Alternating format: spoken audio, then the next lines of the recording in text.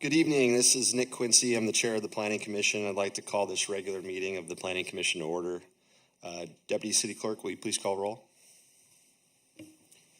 Commissioner Francis. Commissioner Hopkins is absent. Commissioner Khan. Here. Commissioner Munoz-Morris. Here. Commissioner Wilkin. Here. Vice Chair. Oh, I did it wrong. I'm so sorry. It was Vice Chair Khan and Commissioner Jorgensen. Here. And Chair Quincy. Here. So I think we start with a flag salute, right?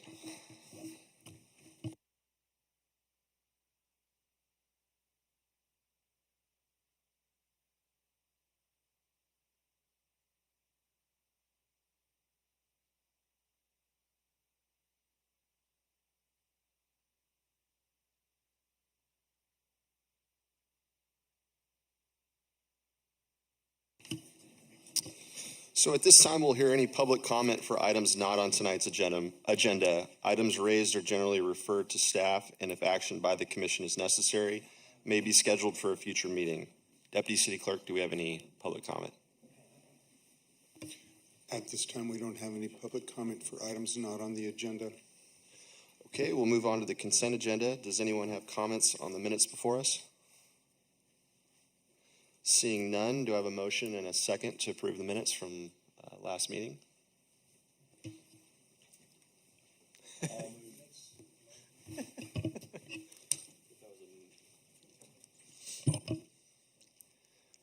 I'm not sure who motioned, but I'll second. Okay, great. All in favor, say aye. Aye. Aye.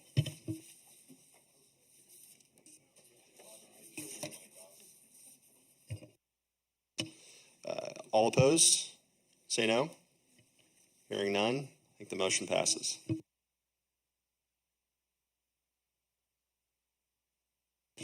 So we'll move on to the public hearing. Any court challenge to the action taken on public hearing items on this agenda may be limited to considering only those issues raised at the public hearing or in written correspondence delivered to the City of San Luis Obispo at or prior to the public hearing.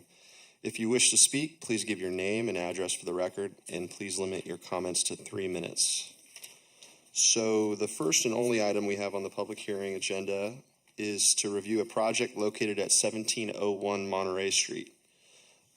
Do any planning commissioners have ex parte communications to disclose? Okay, seeing none, Associate Planner Hannah Hahn, can you please present your report?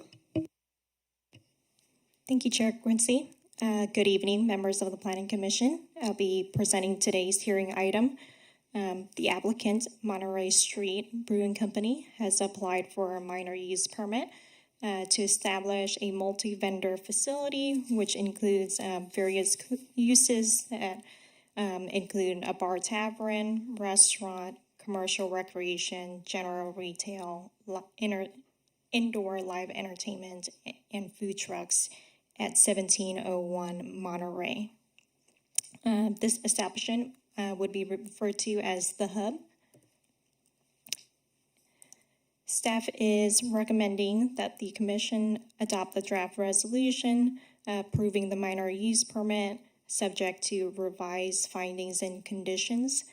These revised findings and conditions will be discussed later in this presentation. Provided here is the project site and location. As mentioned, the project is located at 1701 Monterey Street. The property is located primarily within the tourist commercial zone with special considerations overlay and partially within the conservation and open space zone, which is due to the creek that runs along the rear of the property. The special considerations overlay is established by Ordinance 1651, which also includes a land use and design criteria. Surrounding uses to the site include existing hotels and motels, restaurants, residences, and vehicle repair services. And then provided here is an aerial view of the specific project area. As noted, the project includes only the building at 1701 Monterey, as well as some fenced outdoor areas and a portion of the parking lot. Any other building or other parking area would not be included within this proposal. The hub is a collaboration between 8 local businesses. These businesses are proposing a variety of different uses listed here, including their hours of operation. As mentioned, there would be tasting areas, a restaurant, general retail, indoor and outdoor commercial recreation. These recreational activities would include axe throwing, pool tables, ping pong, pickleball, and all of these activities would be on a rotational basis. As a part of the project, indoor live entertainment is also requested, specifically for 1 p.m. through 8 p.m. on Thursdays through Sundays. In addition, the applicant is also requesting the use of food trucks, and these would be operated daily within a designated area on the project site. All of these uses would be proposed within the project building or fenced out outdoor areas. In addition, this project is requesting a parking reduction for 6 vehicle spaces. Provided here is a site plan. As mentioned, there are various uses that would occupy the interior of the project building. In addition, there are a total of 6 different zones, as noted here on the site plan. Zone A would include a little coffee area and recreational area. Zone B would be for barbecue and outdoor bicycle sales display. Zone C includes axe throwing. Zone D includes a variety of activities ranging from cornhole, ping pong, pickleball, and ring toss. Zone E would be utilized, as a lounge area that includes, chess and checkers, and also a little dog play area. And finally, Zone F would be where the food trucks would be located. No seating is proposed in this particular zone. Provided here is the floor plan. As shown, there is an indoor recreational area that would include the requested indoor live entertainment, along with 3 different tasting areas. Also included is the restaurant, retail area, and some dining seats as well. The project is located within the tourist commercial land use designation. This designation is intended for accommodations and services that primarily serve the traveling public, and is intended to promote the city as a destination for both short and long-term visitors. As proposed, staff finds that the project is consistent with the intent of this designation. The project includes a multi-vendor facility that consists of various complementary uses that serve both short and long-term visitors.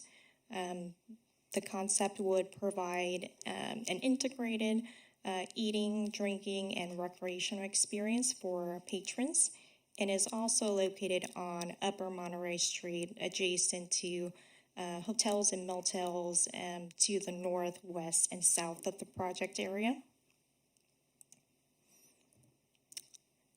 The property is also located within the tourist commercial zone. As proposed, the uses typically allowed within the zone include restaurant and commercial recreation, and uses that would require a minor or administrative use permit approval include the proposed bar, general retail, live entertainment, and food trucks. However, since the property is also located within the special considerations overlay, Criterion number 18 of that ordinance requires that the project be reviewed by the Planning Commission for consistency with this ordinance. Provided here is an analysis of the proposed conditionally permitted uses, the first being the bar tavern. As required in standards and our zoning regulations, the applicant would need to comply with all requirements regarding ABC licensing. Alcohol would be limited to times when food service is available. As requested, there are two items that the applicant is requesting deviation from. Generally, food service is provided by the bar tavern uses. However, in this case, since the project includes multiple small-scale vendors, the applicant is requesting that food service be provided by the restaurant and food trucks. In addition, they are also requesting live entertainment within the indoor recreational area. And so, as a part of the project approval, staff is recommending conditions 4 through 7 and 12 through 17, which limits that alcohol can only be served if food service is available, that there be no changes to the proposed floor plan, including limitations on live entertainment, which would be later discussed in this presentation. In addition, the security plan would need to be approved by the police department prior to issuance of the building permit. In addition, the applicant would also be required to require ongoing ABC lead training for employees, and to also provide a designated representative for potential complaints that could come up. It is also noted that no late night alcohol service is requested. Late night alcohol service is any service provided after 11 p.m. The next use that is conditionally permitted within the zone is general retail. This use is listed as an appropriate use within the tourist commercial land use designation. As some examples, the applicant is proposing to utilize this area for art galleries, sales of baked goods, bicycles, and therefore, as a part of the review, staff finds that there are no particular impacts or concerns regarding this use. Therefore, there are no recommended conditions for specifically general retail. Next, we have live entertainment. This is proposed within the indoor recreational area within the building. These music acts are intended to be supplementary to the existing ambience of the overall space. The applicant is proposing that music acts would occur occasionally between the hours of 1 p.m. and 8 p.m. on Thursdays through Sundays.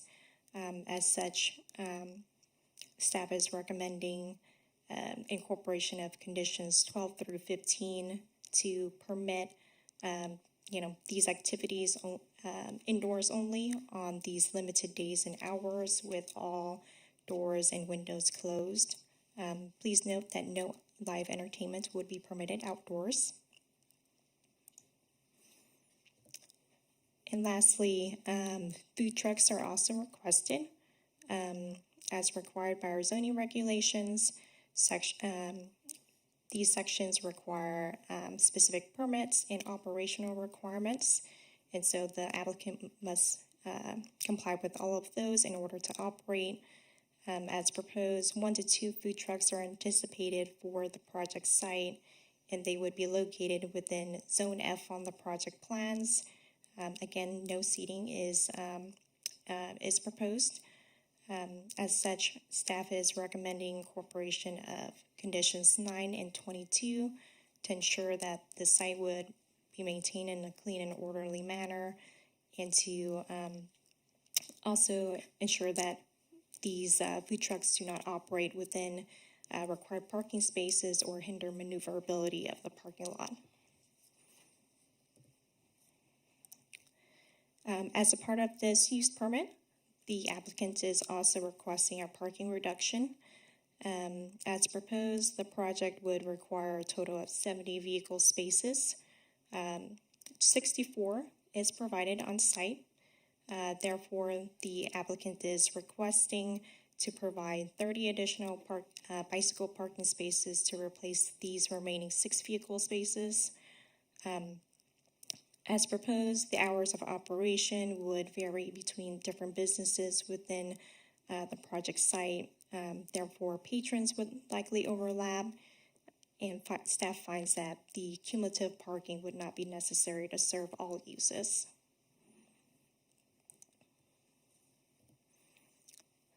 As mentioned previously, the property is located within an area under an S overlay that was established by Ordinance 1651.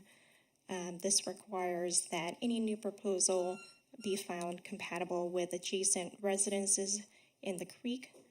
The ordinance includes a criteria for land use and design. As part of the review, staff finds the project to be consistent with these requirements, either as proposed or conditioned. A number of public correspondences were received for this project. Provided here are the main issues that were brought up. First, many of the comments were discussing potential inconsistency with the specific design criteria provided in Ordinance 1651, with all of those concerns relating to either lighting and glare, privacy, noise, and traffic. Since the applicant is utilizing an existing site and building, staff finds that there are, existing site features and design features that are adequate in meeting design criteria, and these will be discussed later in our presentation. Another topic that was frequently brought up in public comments is the environmental determination. There was concern regarding how the change in use would result in extensive hours of operation, increased noise, traffic, and potential impacts to the creek. And lastly, as a part of public comment, there were some road improvements that were brought up for cyclists in the area.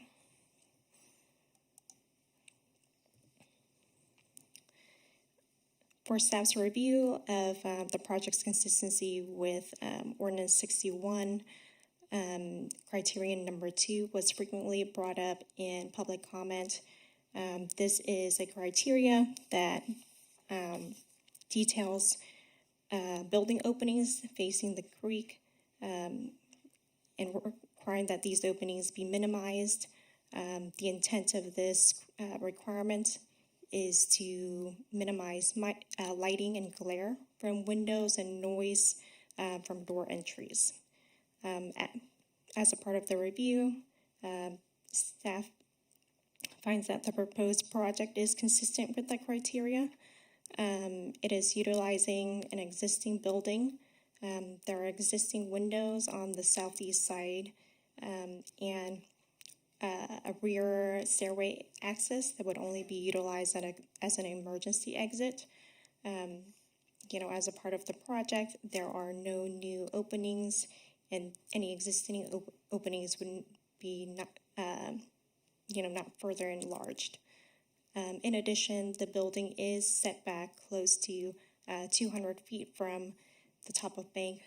Therefore, there would be a substantial distance buffer. Next, as a part of the public comments, Criterion 3 regarding screening between creeks and buildings was frequently brought up. This requirement was intended to block view corridors of the building visible from the residential neighborhood. As proposed, the applicant is utilizing an existing building and no new construction is proposed. There would be no building addition or additional structure on the site. Therefore, staff finds that the project is consistent with this criterion as the building is set back close to 200 feet from the top of bank and would be close to 250 feet away from the nearest residential property line. In addition, there is existing vegetation at the creek that would screen view of this building. Next, criterion number 4 was frequently brought up. The intent of this requirement was to limit the intensity and scale of potential lighting that may spill over. As proposed, staff finds that the project would be consistent with this requirement. There are existing fixtures on the parking lot and the building that the applicant would be utilizing. In addition, any new lighting would need to comply with our code requirements outlined in section 17.70.100 for lighting and night sky preservation.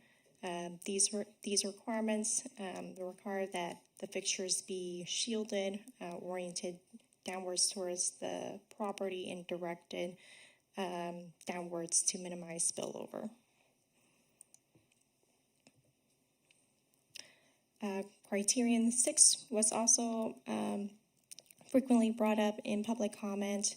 This is regarding potential compatibility between these new uses with the creek and adjacent residences.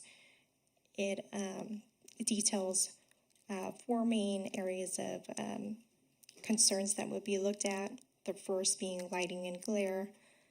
As mentioned in the previous slide, all lighting would need to comply with our code requirements for lighting and night sky preservation. The second concern area is regarding privacy. As proposed, all uses would occur within the project building or outdoor areas that are enclosed by solid fencing. The third is regarding noise. Attenuation would be provided by distance, building location, and orientation, and the use of barriers.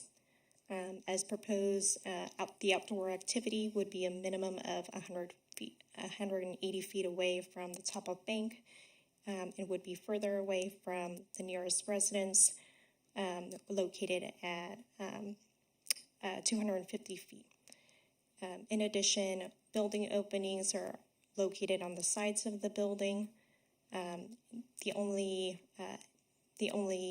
entry would be an existing rear stairway access that would serve as an emergency exit. Uses would also be located within the building and within outdoor areas enclosed by solid fencing to help with noise attenuation. In addition, these are also buffered by on-site buildings and accessory structures. As a part of the use permit approval, staff is also recommending conditions for live entertainment to address any potential noise impacts. And then lastly, traffic. The traffic division had reviewed the project and found that there would be a negligible net increase in peak PM trips for a total of 30. Please note that at least 100 additional peak trips would be considered significant, and require a traffic study at that point.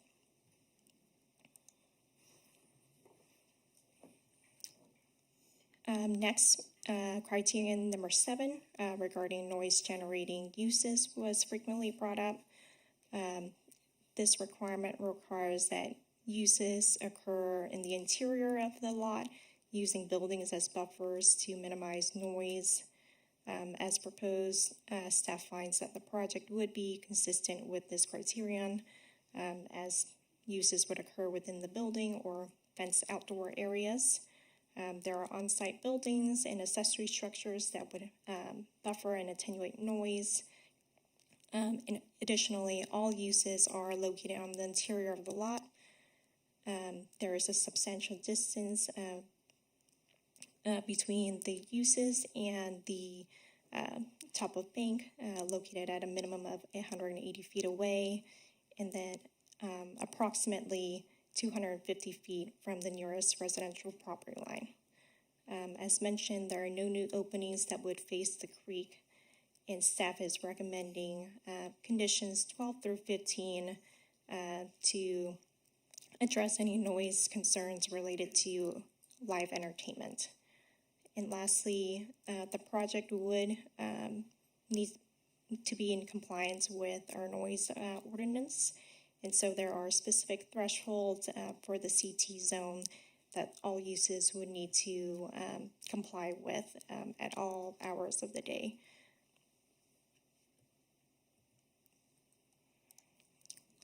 Criterion 15 was also frequently brought up.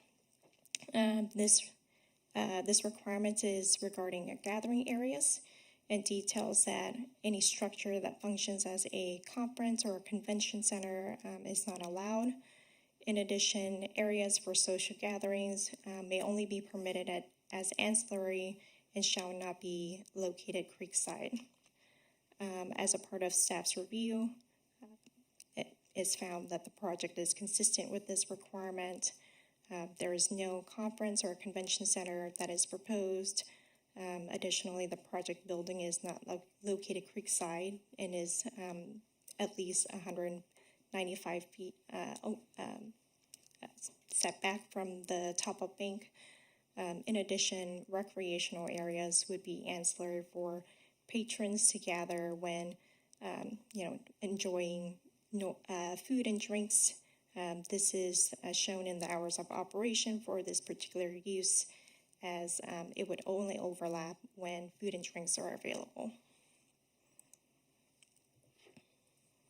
And lastly, criterion number 6 was frequently brought up. This is regarding openings associated with parking. This requirement was intended to minimize noise and lighting from vehicles in parking area. As proposed, staff finds that the project is consistent with this criterion. The project would be utilizing an existing parking area that is set back close to 95 feet away from the top of bank. In addition, the spaces are oriented parallel to the creek in order to minimize glare directly to the creek and adjacent residences. And lastly, the environmental determination was frequently brought up. As provided here, staff finds that the project could be exempt under section 15301 for existing facilities. As proposed, the project would operate within an existing development with negligible expansion of the former retail use. This is due to the fact that there would be no new construction, limited improvements to the project building and site, no access to the creek would be provided, and the existing on-site drainage would be evaluated at plan check to ensure that there are no impacts to water quality. Noise would also need to comply with our city's noise ordinance, and there are conditions that staff has recommended to address potential noise impacts related to live entertainment and outdoor activities. Lighting would need to comply with the city's lighting and night sky preservation. Again, all fixtures would be oriented downwards, shielded, and oriented towards the site to minimize spillover. Regarding traffic, the traffic division has determined that there's a negligible net increase in the number of traffic trips for this particular use. And lastly, the project would need to comply with all conditions of approval in order to address the preceding concerns. Please note that Condition 3 allows for the project to be re-reviewed by the Planning Commission if there are any substantiated complaints or evidence of a violation for the use permit. At that time, the use permit would be reevaluated and any conditions could be added, revised, or the use permit may be revoked.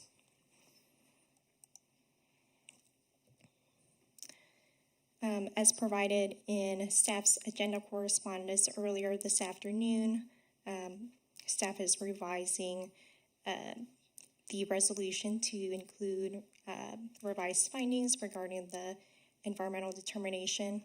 In addition to the preceding slide, staff finds that the project is also exempt under Section 15332 for infill development. As proposed, the site is less than 5 acres in size, is surrounded by other urban uses, including existing hotels and motels, restaurants, service station, and vehicle repair services. The project is not a habitat for endangered, rare, or threatened species as it is developed and within an urban area. As previously mentioned, the traffic division reviewed the project and found a negligible increase of 30 peak PM trips. A minimum of 100 additional trips would be considered a significant or substantial change in the number of trips generated for the project. As mentioned, noise, as proposed, the uses would occur within the building and within fenced outdoor areas that are buffered by buildings and accessory structures on site.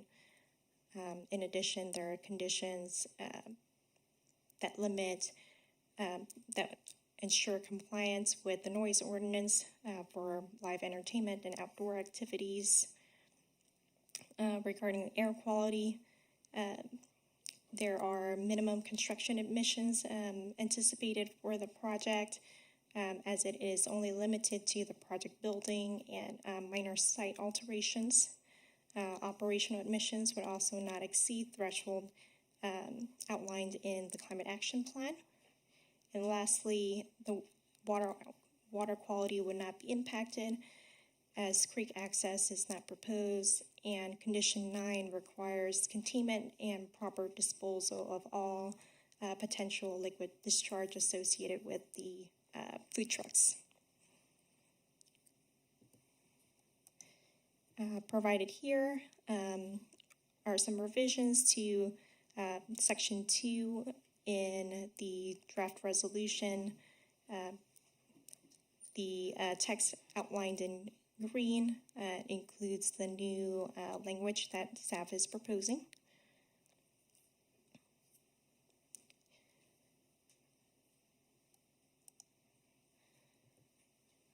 And lastly, for public comments, road improvements for cyclists were brought up. Off-site road improvements included better bike protection for the Monterey and Grand intersection, and also a pavement improvement for Andrews Street. In coordination with the traffic division, it was determined that a nexus would be required to condition the project for these specific improvements, as the project does not directly rely on or front either of these areas for access. These improvements were not conditions for that project. And lastly, an error was detected in one of the conditions of approval for the project. Staff is recommending a revision to condition number 25. The condition should note that the property owner would be entering into an open space agreement with the city instead of the applicant. This condition would be required by Criterion number 11 of the ordinance. And so staff recommends that the commission adopt the draft resolution approving the minor use permit subject to these revised findings and conditions. This concludes staff's presentation. Please let me know if you have any questions. Thank you very much. Do any of the commissioners have questions of staff? Commissioner Wolken?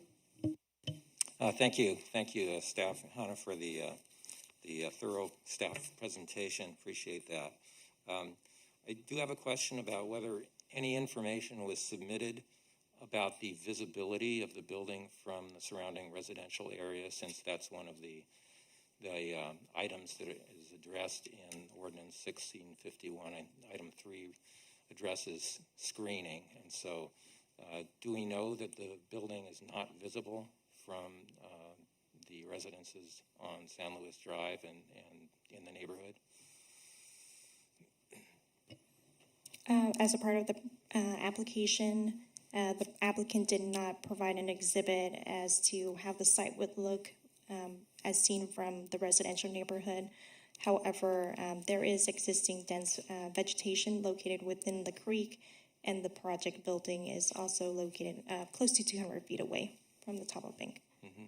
Yeah, I did visit the site, and I did see the screening, although there is an area that there is an opening in the screening, but just standing there looking down, you can't really tell if the building itself would be visible. It is set back quite a bit. Okay, maybe the applicant can shed some light on that. And my other question is about the loading area. Do we know where the loading area is going to be for deliveries and what the hours of operation would be? Based on my conversation with the applicants, there are two potential places where loading and unloading could occur. There is an open area located towards the front of the building where any retail goods could be loaded and unloaded. In addition, there is an existing ramp and roll-up door located on the southwest side that would be utilized. So those are the two specific spaces. Any loading and unloading would occur within business hours. Deliveries would be made no earlier than 6 a.m. and would usually conclude by 7 p.m. Okay.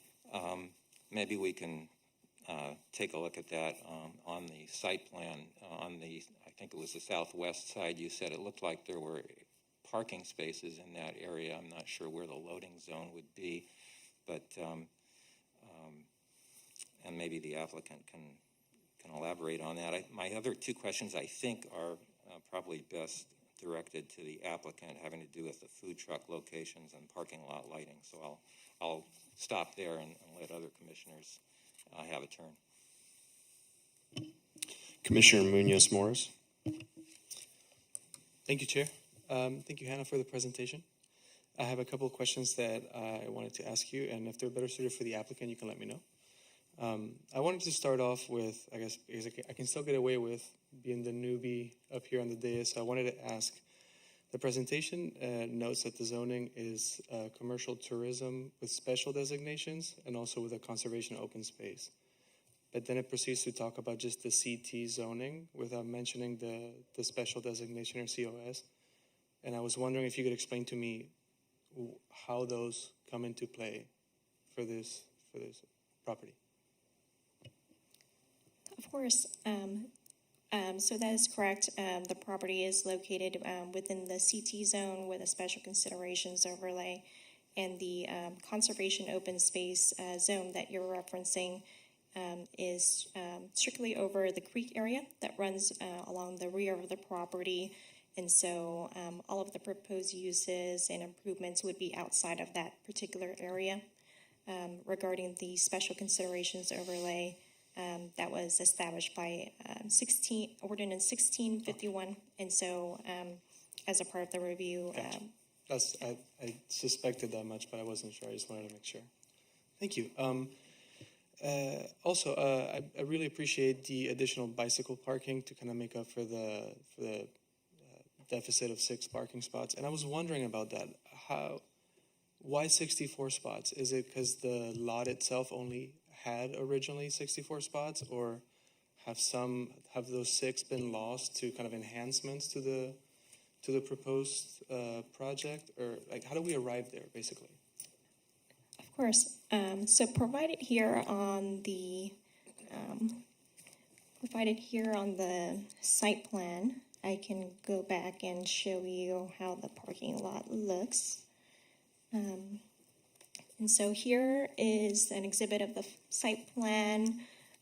As you see along the front, those are all existing parking spaces. And then as you proceed closer to the rear of the property, there are some existing striped spaces that would be restriped. And so as seen, unfortunately, the parking area can only accommodate 64 spaces after accounting for city standards for parking spaces in the parking lot. Understood. Okay. Thank you. A couple of questions, and then I promise I'm going to stop. I know people are eager to comment as well. In looking at this, the staff report and the application, this seems to me like it's a project similar to the marketplace on South Higuera and Tank Farm. Would it be fair to say that? Is this something similar to that in feel and kind of the mix of uses? I would defer to the applicant to comment on that. However, based on staff's review of the project, it appears that it would be, very similar to what you can expect at the public market. There are a variety of uses and, vendors that could, occupy the spaces within the building. Gotcha. Okay. For the noise, I remember reading it was 65 decibels, I believe, during daytime, and then 60 in the evening hours, which I had to look up, and it's equivalent to laughter or kind of a bustling restaurant. Is that measured would it be measured at the building or at the property line? So the noise decibel would be measured at the property line.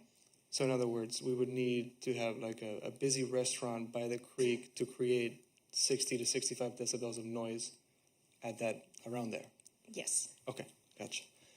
My last question, I promise, is having made use of some of the lodging in that area, I have found it a little bit wanting for retail options. So how many other options are there around there? I was trying to think in my head, and as far as kind of retail dining, there doesn't seem to be much. Would that be a fair assessment?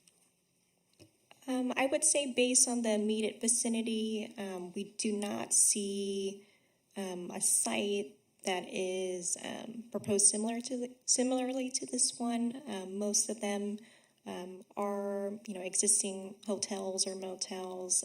There is a service station across the street, and on the same building site, there's an immediate restaurant and some vehicle services.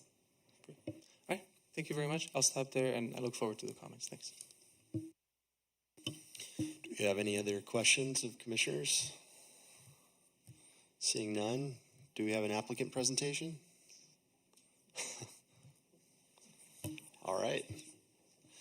You have 10 minutes. 10 minutes. Okay. Thanks for letting me come to this meeting. Thanks all the commissioners and all the people on staff. Thank you, Hannah. So I've been in San Luis almost my entire life, and I've had more than my share of businesses to play with in various different industries. And one of the funnest and most socially enlightening one has been the beer industry. And so I am the sole owner of Central Coast Brewing. I was the previous owner of Sunset Honda. So I've been around in various divisions of retail. In fact, I worked at this store as a detailer when I was at Cal Poly, when it was still the Cadillac store. So there's some really eerie memories in this building. It's funny how it's lasted this long.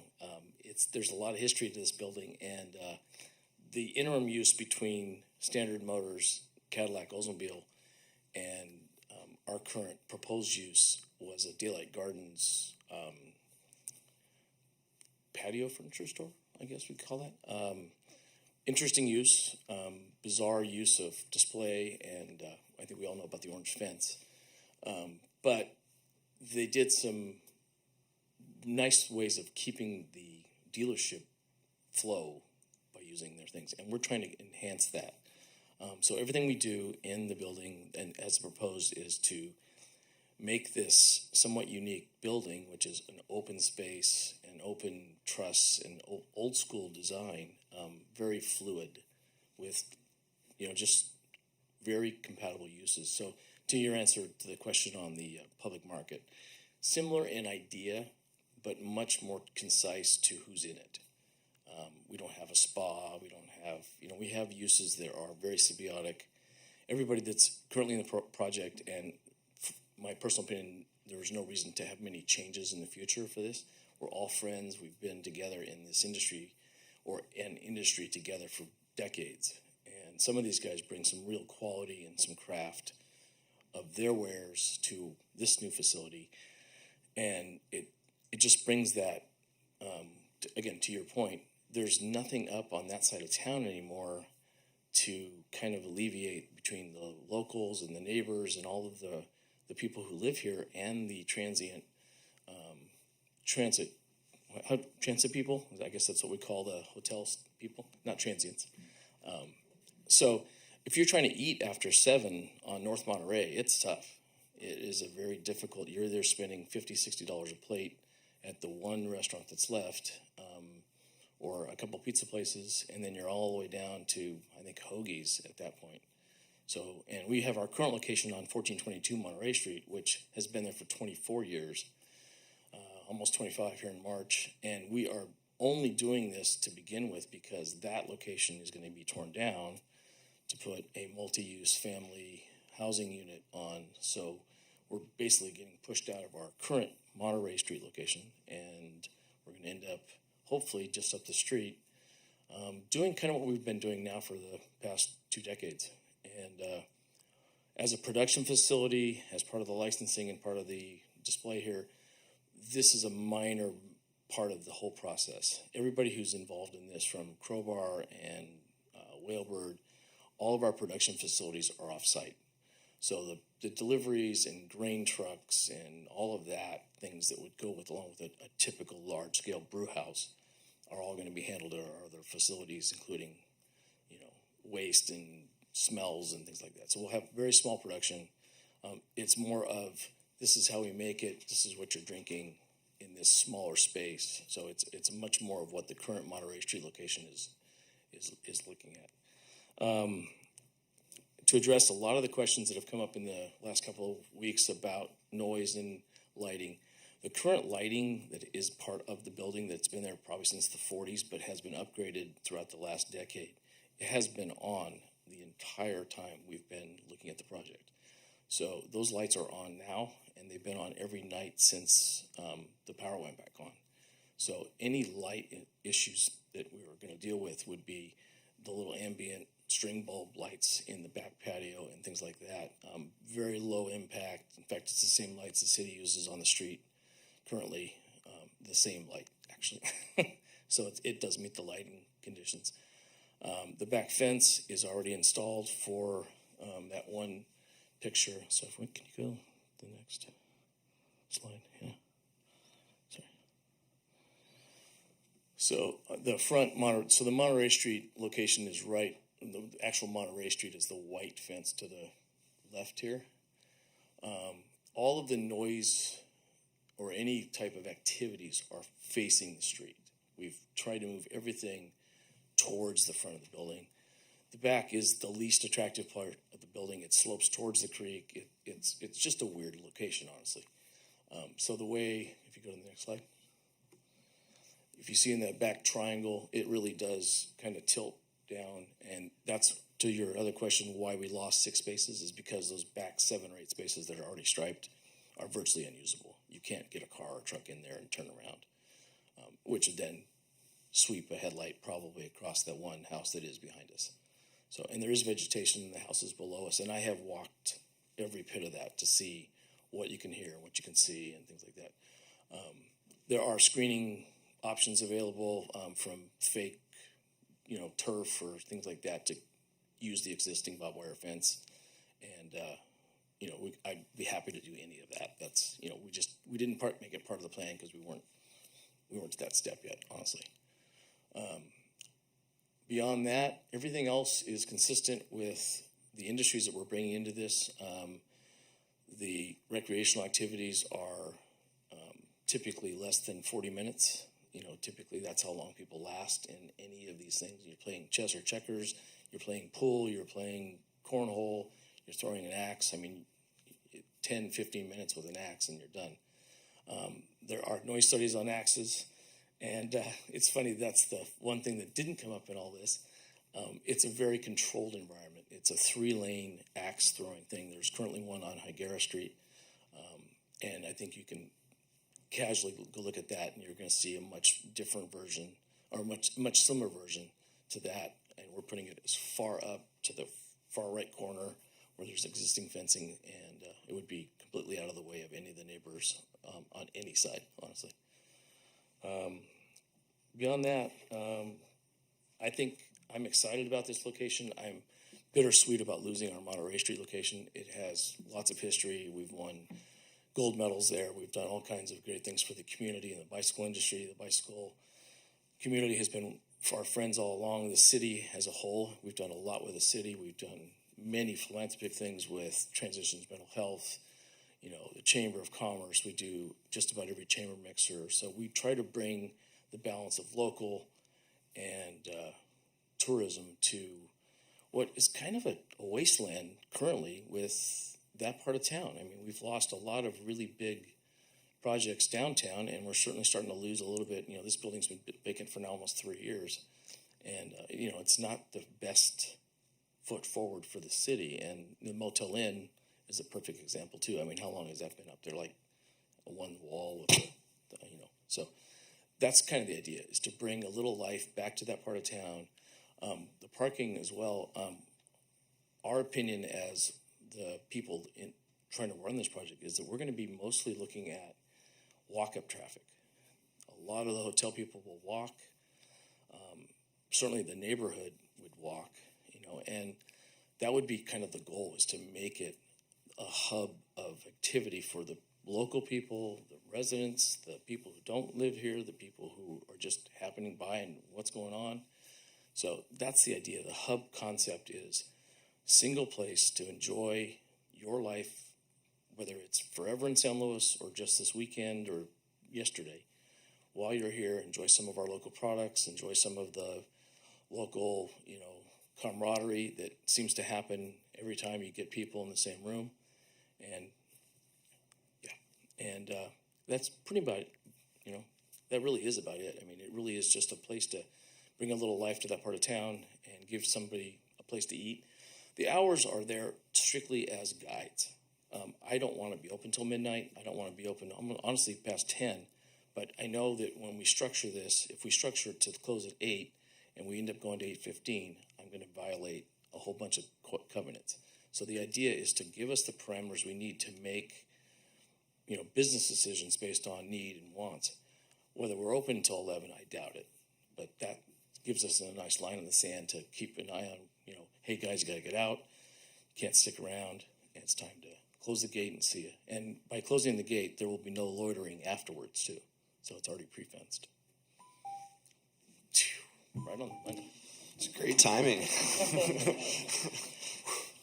Well, thank you very much. Do commissioners have any questions of the applicant? Commissioner Francis? For your presentation. Thank you. I did have one question, and you started to address it with the fencing in the little triangle area. I am sympathetic to the idea of potential light or noise impacts from patrons going back to their cars. And as they pull out, I noticed that the parking is oriented so that it doesn't glare right across, but as people pull out, potentially there could be lights going across. And just to clarify, there are plans to make a solid fencing area back there? So the options that I kind of bounced on the planning department, one was a solid container. A 20-foot container would fit absolutely in that corner, which would provide an 8-foot barrier, solid barrier, truly solid barrier, plus the fence would stay, and then we could either buffer that or put something on that. And again, this is more of a building thing, or literally something a little less large would be either slatting or a solid fence on the chain link. But again, wide open on options or needs or whatever.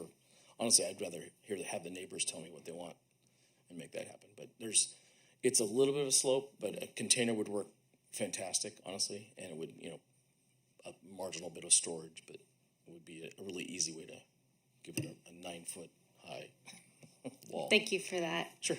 And I also, you had mentioned that all new lighting in the rear especially will be night sky compliant. Is there any plan to update any of the existing lighting with night sky compliant lighting? They are. There's 2 older fixtures that have LED bulbs installed, and honestly, I haven't actually done there's that template that you can use. We haven't done on that one. It's way up on the building, but it would be easy to either remove that light or update it. But the lot fixtures are already LED compliant, Title 24. The side building and front buildings are all LED. All the internal lighting has already been transferred to LED as part of the remodel between me picking it up and the landlord. So, Thank you so much. you bet. Commissioner Jorgensen. Yeah, I had a couple questions, and thank you for your presentation. That was helpful. I'm trying to get a feel for how this building would work in some way. So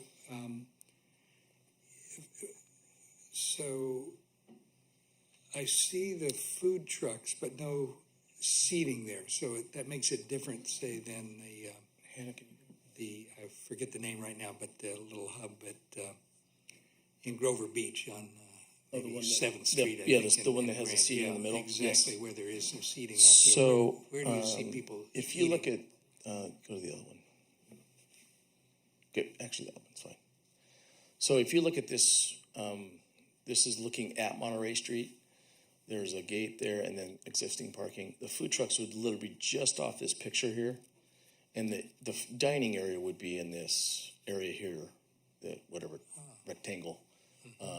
That is proposed to be grass, like fake grass, and going up to the coffee hut. And then, and that faces the Madonna San Luis Mountain. So it's a really nice kind of, visual. There is a proposed fence around that. So that's kind of a double-edged sword on the fence. But as far as outdoor recreation, that was just going to be a grass, stroller, dog, hangout, sandwich type of thing. So the seating and all that would be part of that. So the food trucks are directly across the little curb from that, off of the parking lot. I see. So the food truck patrons would eat in a different place than the restaurant patrons. They could eat anywhere they want. That's kind of the beauty of it. The restaurant will be inside, the food trucks will be ancillary, and then you could play off of each other. So you could be outside and get something to eat, you could be inside and get something to eat, or you could be on the other side. So it's quite a walk around the building. So if you were on this side, you didn't want to go all the way over and get food, you could. So it's just an option for flow. Yeah, I see that. I see that. And why would the tavern open at 8 a.m.? It wouldn't. Again, the parameters are if we wanted to do, mimosa Mondays or something like that, where we're serving alcohol for as a breakfast food, then we're under those rules. So if we opened at 11, we wouldn't be able to do brunch. For instance. Almost, but not quite meets Cal Poly graduation requirements. But, not quite at 6 a.m. But Yeah. close. So I don't mean to be facetious about it, but no, but it's true. I mean, it's just again, it's a parameter. The alcohol laws give us 6, and midnight. But we're trying to get a little bit above that. I don't want to be there at 6, and I don't want to be there till midnight. So I see. Do you anticipate that the tavern may close down early, a lot of nights, a lot of weeknights? we close currently at our Higuera location at 8. You know, just there's nobody there. So it's but if 20 people want to sit there and drink beers, then I wouldn't want to have that parameter where, okay, everybody back to the cage, let's go. Yeah. Well, you've also got 2 full shifts of employees to deal with. You keep Exactly. Open the whole time, Yeah. which is Absolutely. not a trivial part of that. It seems like in the times I've been in daylight, I don't think I noticed if the windows were double glazed. I don't think they were at all. I think they were originally. Some of them are. It's all over the place. It's a concrete building. The building is 6 inches thick concrete. It's poured concrete. The glass is old, and it would be, almost impossible to change them all. But it's a pretty dynamically quiet building. It resonates inside because So it's you don't empty. see the need for double glazing. I don't. They do open. I don't know. I've tried to make the place as loud as I can to get some ideas. I let a truck run out in the back for an hour and walked around with a little decimal meter. We had a band just tuning up in there for an hour so I could walk around and see. And you get 5, 6, 10 feet from the walls, and you hear things, but you don't hear. And then a truck drives on Monterey Street, and you hear the truck. So and the ambient truck is like 75 decibels. So we're quite a ways below that. Maybe last question then. Looking at the front of the property, it looks like you're adding a ramp for accessibility. No, may not have been- all the ramps are existing. I guess I forgot that then. But there was a big succulent nursery in that area as part of Daylight. And it seems like it'd be a nice area for some seating, outside seating for people eating or relaxing. Probably they couldn't have alcohol out there, I imagine. But Where was that? I'm just thinking next to Monterey, just on that side entrance that goes up. Just trying to think of how the building used all the to succulents are still there, but they're all on the outside of the fence. But there is also the little. Nothing's changed. I see. No, Yeah. I'm just trying to understand sort of how the building might be used and whether people would be sitting out there, for instance. Well, inside everybody would the be fence. sitting would be inside the fence. Yeah, So- for sure. Yeah, Okay, yeah. thank you. It's actually pleasant with the fence, surprisingly. Commissioner Wolkin. Thank you. I wanted to follow up on the location of the loading area and the food trucks. It seems like those would be on the southwest side of the building. And it looks, on the site plan, it looks like that side is occupied entirely by parking spaces. So I'm just wondering where they go and how that works, how the food trucks enter and exit their zone F. So on that picture there, where the green truck is, just past that is a gate that opens. So again, that wall truck forward to the corner is the Geno's parking lot, where they currently get deliveries now for Giordano's and the tow trucks and stuff like that. So there's one access there. There's also an access on the other side of the building, which in the short term would be in the parking lot, but there's a ramp that goes into a single roll-up door that's existing, and they wouldn't be able to back up the ramp because the ramp's like 30 degrees. But so Are you talking about the north side? on the south side, On the south facing side? Quality Suites. Okay. So the two locations would be, on opposite ends of the building, depending on where they're going, I guess. Okay, so that green vehicle, that's a delivery vehicle there? No, that's Or just is there that- for a placeholder, just to put something there. Okay, but what about the food trucks? Food trucks would be on the other side. Okay, So, I mean, we could put a food truck there. It would be inside the building. okay. Can we look at the site plan? I just want to confirm, make sure I'm understanding the location on the site plan. I didn't have these pictures. No, I didn't either. Disappointing. Yeah, I don't think I put it. There we go. Yeah.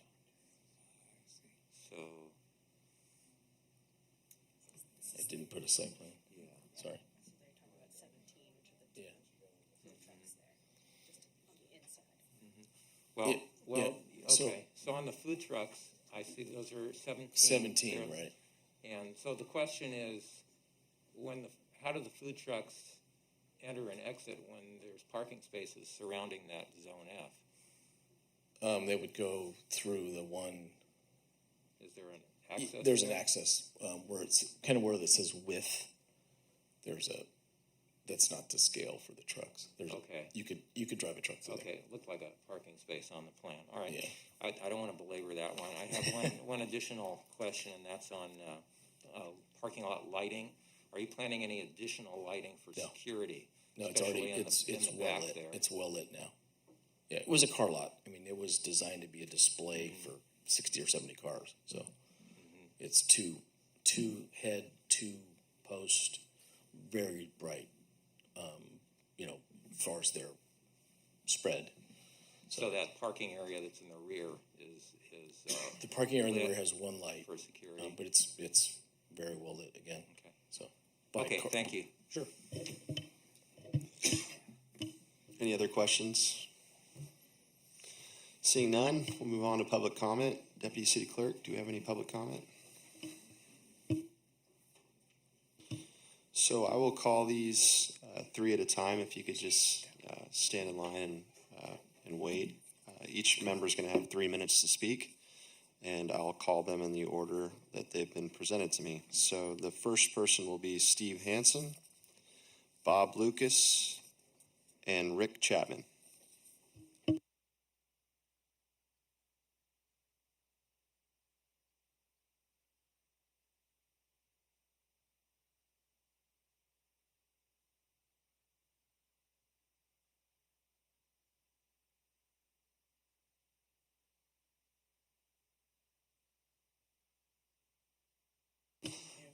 I don't think your speaker's on.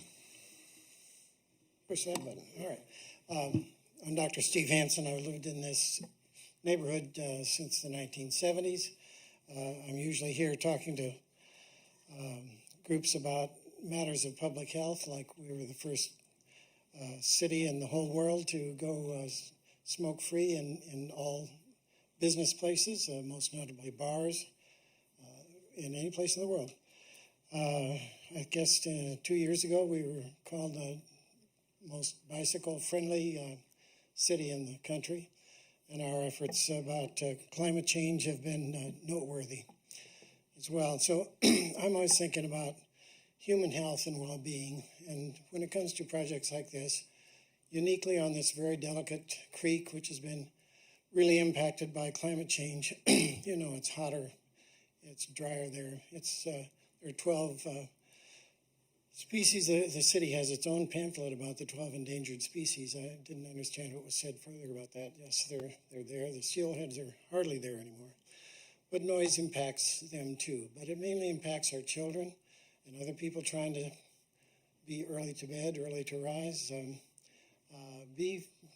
Feel careful, please, about making sure that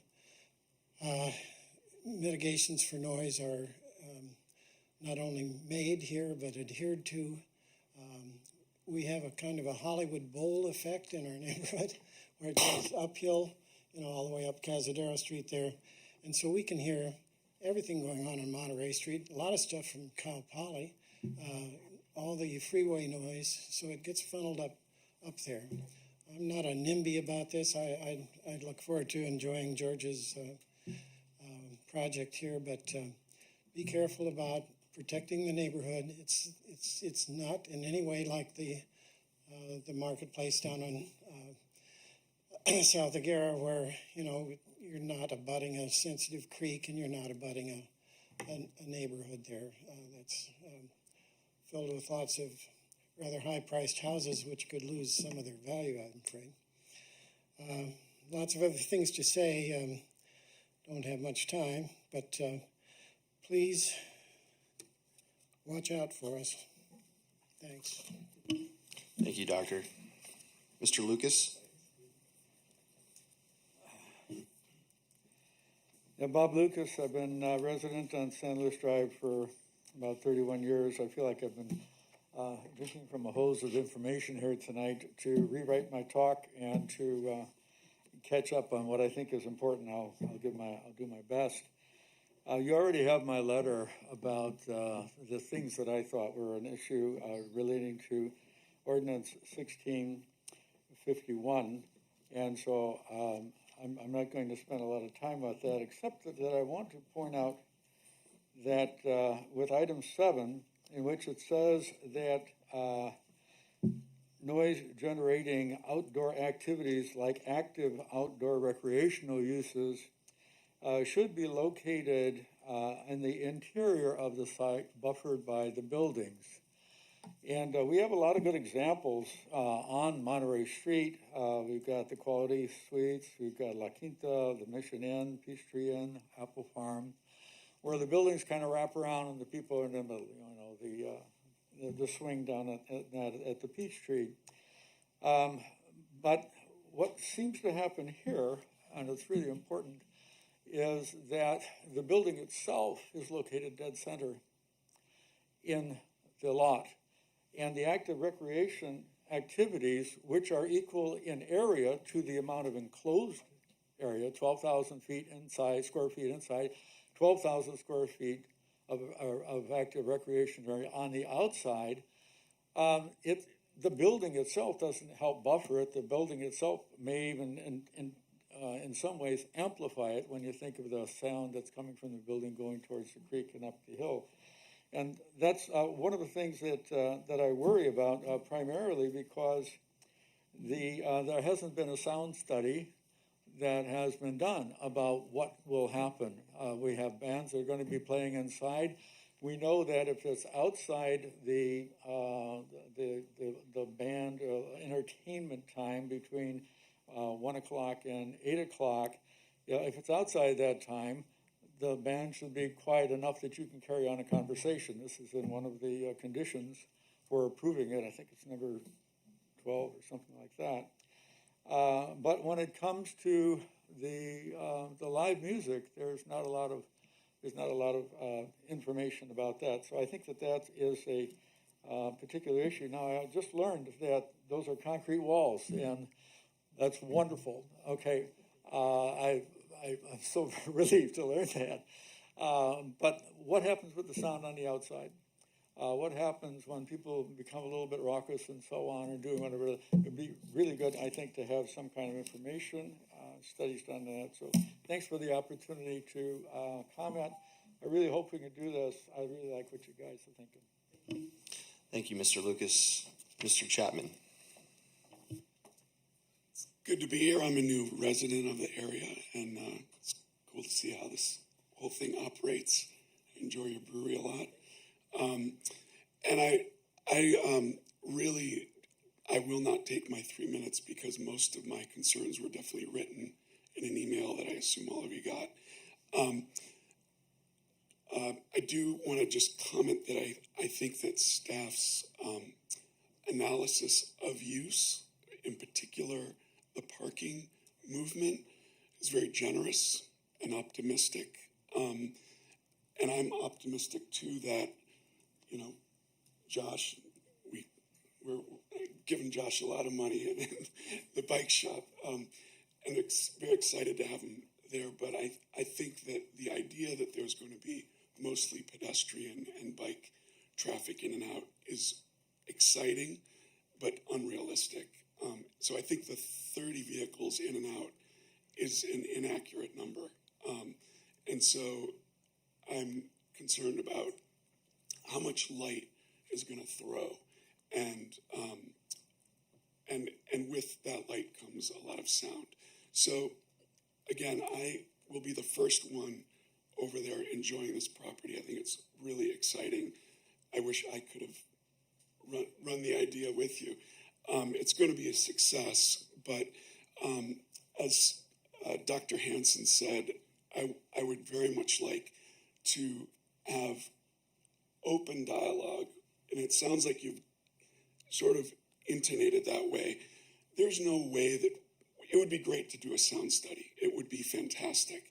I don't know how to do that and make it real. and not have it biased. So our best sound study is going to be the music, everything going. And then if it's awful, we need to be a community and go, dude, the fence needs to be 10 feet. You know, let's go. I'll help you build it. But really, my plea to you all and to you and to all of us really is that hopefully when this goes through, because it seems like it's going to, there is really smart analysis and swift analysis of what's really happening. Because the other part with the spoke concept is I want you and all your friends to work together forever, but people are going to fail and people are going to move. So you're going to have turn of businesses. And we don't know what those businesses are going to do decibel-wise, right? So it's going to be a conversation. I'm done. Thank you. Thank you, Mr. Chapman. So next three speakers are going to be Scott Dubrol, Marina Weber, and Kelsey Weber.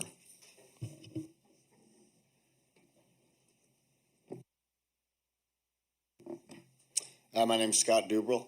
I am a chiropractor in town, and I've known George for 20 years, and I actually was at the 1422 space, so I've since moved. But the entire time I was there, I've just watched him do a lot of good work with that space, beautified the space, and even though things were running down there, running brewery down there, never really had any issue with noise, and they were always really good about taking care of that stuff. And I do think that it's a great project for that part of town, and I learned a lot by being here, which was amazing. So anyways, that's what I have to say. George, a great individual, and knowing him for so long, I know he'll do everything in his power to make it all work the way he says it's going to work. So thank you. Thank you, Mr. Dubrol. Marina Weber.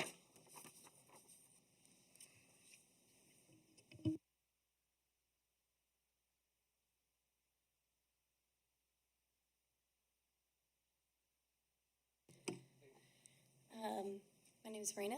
I have worked and lived in SLO for about 8 years. I work at iFixit, which is a neighboring company on the street of Monterey, and we love iFixit, the original small Monterey Street location. I've been going there for 6 years, and it's kind of where we finish work. It's what we do. It's, how we finish problems and solve problems, and I don't think I've ever been there later than 8 or 9 o'clock unless I'm helping somebody close and put up chairs. And I know George, and I've known him for a long time, and I say we because I'm a regular, and we go a lot and we hang out a lot, and he's always one to follow the rules, and I don't think I've ever heard music or anything past 9 o'clock at these places. And even our new location on Higuera, like every concert, everything that I've been to has been capped off at a certain time, and noise for me has never been a thing, and noise means life for me in a way, and I think that part of town could use something like that. There's nowhere that you can go that you can even park in a bigger parking lot than you can get at Hoagie's or at Splash Cafe or something like that. I think this would bring... I'm sad that we're losing Monterey Street as a community location. It's been around for such a long time, and it's very sad that it's leaving because of certain things just like this that we're talking about. But anyways, I think this is going to be a good thing if it does happen, and I think it'll be a unifying community thing for all of us, and I'm for it. So, thank you. Thank you, Ms. Weber. Kelsey Weber.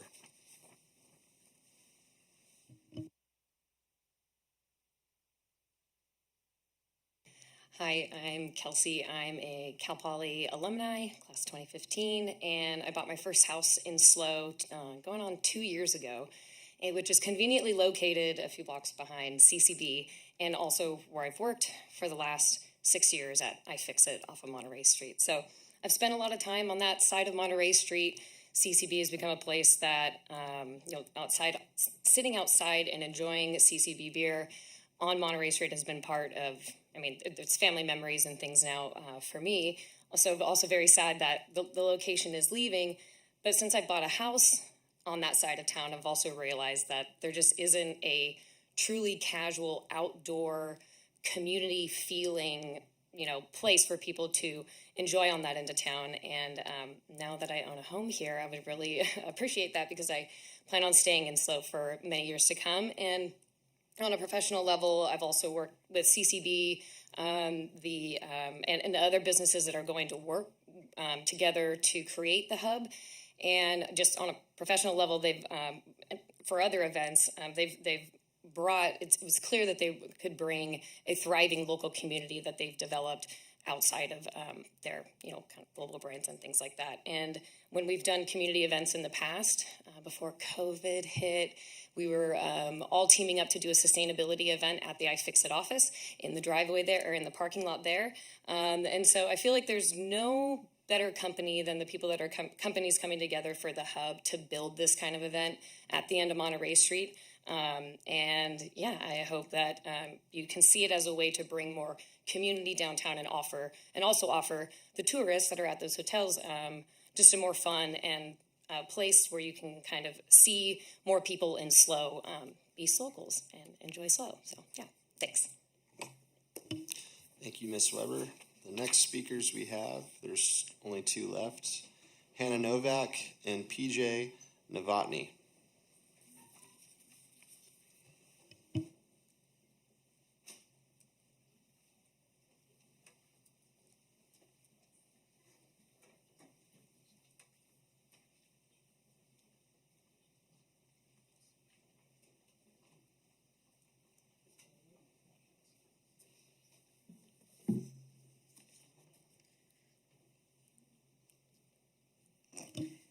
Ms. Novak. Hi. Thank you for the opportunity to voice my concerns about the project. My main concerns are noise, screening of the car's headlights in the parking lot, lighting, and CEQA, environmental review. Under CEQA, Section 15301, Class 1, the project is considered categorically exempt if it is a continued use of existing facilities at the same level of use. The key consideration is whether the proposed project will operate at the same level of use. Daylight Gardens was a single-use retail facility with hours of operation from 10 a.m. to 6 p.m. and had a maximum of 5 employees with limited number of vehicle trips generated. The hub, obviously, I'm kind of repeating the same thing, so is a multi-use facility with outdoor recreation, live entertainment, light manufacturing, a restaurant, a bar, just to name a few of the uses, with hours of operation from 6 a.m. to 11 p.m. And this project is a completely different animal than Daylight Gardens. I don't understand why the planning department didn't perform initial study of the proposed project, and I wonder why they chose to simply give it a categorical exemption, and how they were able to determine that the proposed uses of the hub involve a negligible expansion of the previous retail use of Daylight Gardens. I'm not particularly opposed to the project. I think it's a good, like many of the other speakers suggested, it's a good project for the neighborhood, for the community. I'm just concerned that there wasn't adequate environmental review. And the intent of the environmental review process is to carefully evaluate, identify, and address all the potential adverse impacts of the proposed project to the abutting residential neighborhood properties and the surrounding neighborhood. I think a noise study would adequately evaluate the noise impacts and recommend mitigation measures. I think the parking lot is not designed to shield the front headlights of the cars. The indoor and outdoor recreational uses are not designed to mitigate noise. The existing steel fence in Zone D and E will not block any noise from traveling across the site. An existing storage canopy and existing steel storage containers are not considered buildings and will not buffer noise. Deliver trucks that idle from the delivery trucks are not limited in hours of operation. Let's see. Dual glazed windows would certainly help mitigate the noise. And I'm requesting that the Planning Commission continue this project to include a detailed list of additional analysis and mitigation measures designed to address the impacts to adjacent residential properties. Thank you. Thank you, Ms. Novak. PJ Novotny.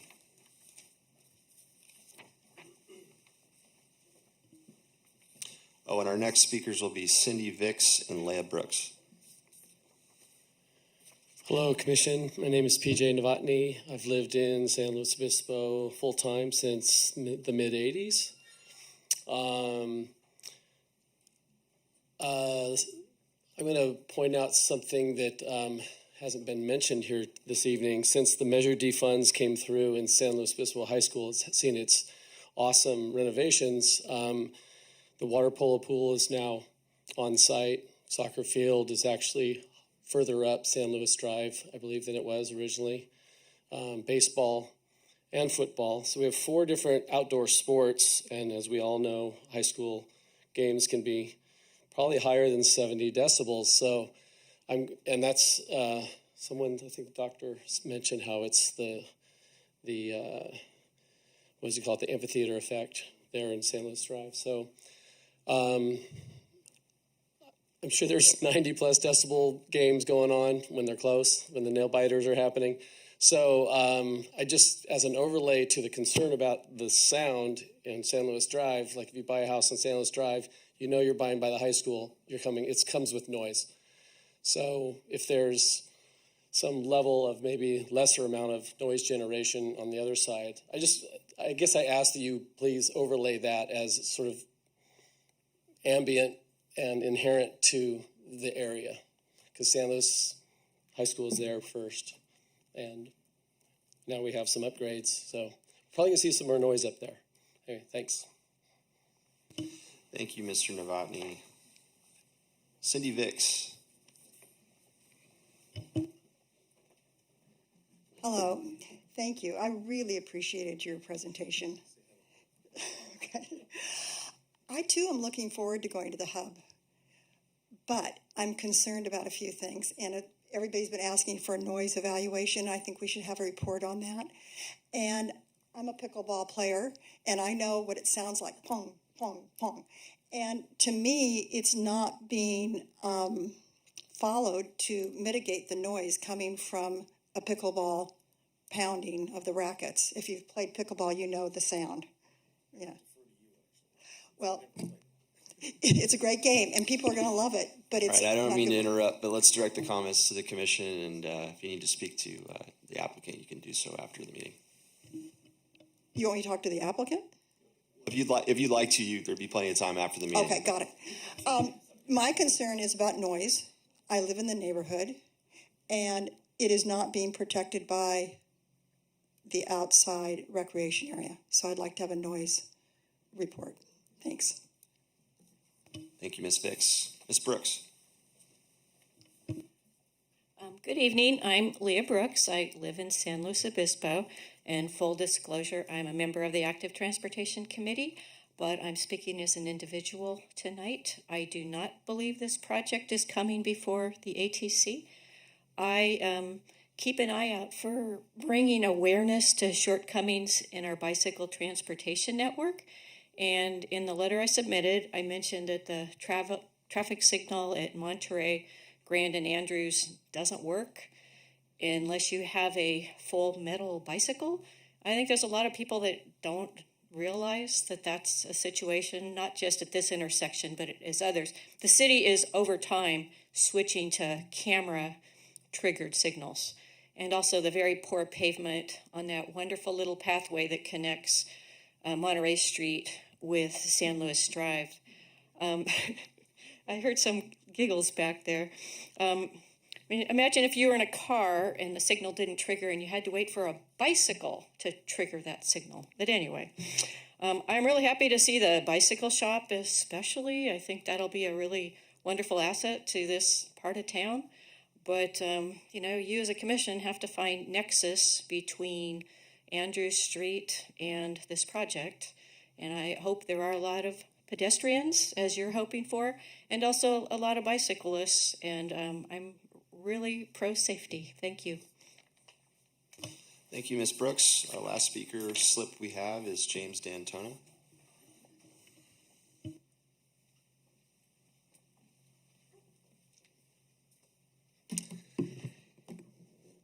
Good evening, Commission. My name is Jim D'Antona. I'm President and CEO of the San Luis Obispo Chamber of Commerce. The San Luis Obispo Chamber of Commerce is excited to see the city considering a creative use for this unique space. While the Chamber does not support individual projects, I wanted to share our support for a predictable, expeditious process that supports economic vitality as well as the experience-driven business model that is being discussed. We have long identified Upper Monterey as a place in our community that could and needs to be energized in order to invite development that serves a broader swath of our community, not only visitors and select high-end retail. In our economic vision, Imagine Slow, our pillar of supporting the doers and dreamers exists to support our strong and diverse base of businesses that thrive because of their leaders' resilience, resourcefulness, and drive. In that vision, we commit to supporting businesses as they adjust to disruptive shifts in consumer behavior, such as experience-driven shopping and online purchases. Marketplace and collectives like the one proposed are absolutely in line with that type of shift, and we are inspired by the successes we have seen in similar models in our city and throughout the region. Additionally, in the Imagine Slow economic vision, our pillar of love of place speaks specifically to recognize the importance of the neighborhoods of San Luis Obispo as a city jewel that requires continuous care and enhancement to promote it as an area for residents, families, and visitors to experience and contribute to the cultural fabric of our community. Our ask of you today is to be decisive and to adhere to the existing process. We hope to avoid delays that add unnecessary holding costs and discourage business owners and innovators like the applicant from bringing their ideas to our community. Thank you for your service to our community and appreciate all you do for us. Thank you. Thank you, Mr. D'Antona. That was our last public speaker, so we'll bring it back to the commission. I've noticed in the past it's been helpful for our discussions, to direct our discussions, if we had a motion and a second. So I don't know if there is one. I would be happy to make a motion to approve the resolution, yeah.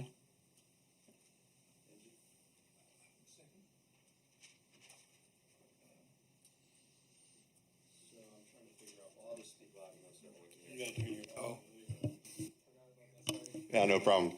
So just to clarify, your motion is to adopt the draft resolution approving the project based on the revised findings and subject to the revised conditions of approval? Yes, correct. Okay, that's so moved by Commissioner Munoz Morris and seconded by Commissioner Jorgensen. Do we have any discussion? Commissioner, well, it looks like we actually had Commissioner Wolkin first. I'm sorry, Vice Chair. That's fine. Okay. Thank you. I appreciate the discussion today and presentations from the applicant and the comments from the public. I did read all the comments, at least anything that was received before 4:30 or 5 o'clock this afternoon, including all the voicemails that were left. So I appreciate all the comments from the neighbors, the public. I had several concerns about Ordinance 1651, and I should mention that I was on the commission in 2018 when the commission adopted Ordinance 1651 after carefully reviewing the language and deliberating and hearing all the comments from the public on that ordinance. And I think we should carefully consider both the language and the intent of that ordinance in our discussion tonight. I did have several concerns. I think some of those concerns were reduced somewhat by the discussion we've had tonight. I still have one outstanding concern, and that has to do with item 15 in Ordinance 1651, and it has to do with the orientation of social gathering places, and I would put the indoor entertainment, indoor recreation and live entertainment in that category. I think that clearly fits as a gathering. And the item 15 says that those uses should not be or shall not be located creekside. And to me, creekside means oriented to the creek, not next to the creek. I don't think it's a location, it's the orientation of the use, because the idea, the whole intent of that is for noise reduction. And clearly this, the live entertainment and indoor recreation is in the part of the building that is oriented to the creek, and that face of the building has a bank of windows on it. So I'm still having a problem with that item 15 and finding consistency. We have to, as a commission, we have to find consistency with all, I think there are 18 items in Ordinance 1651. So that one's still a concern for me.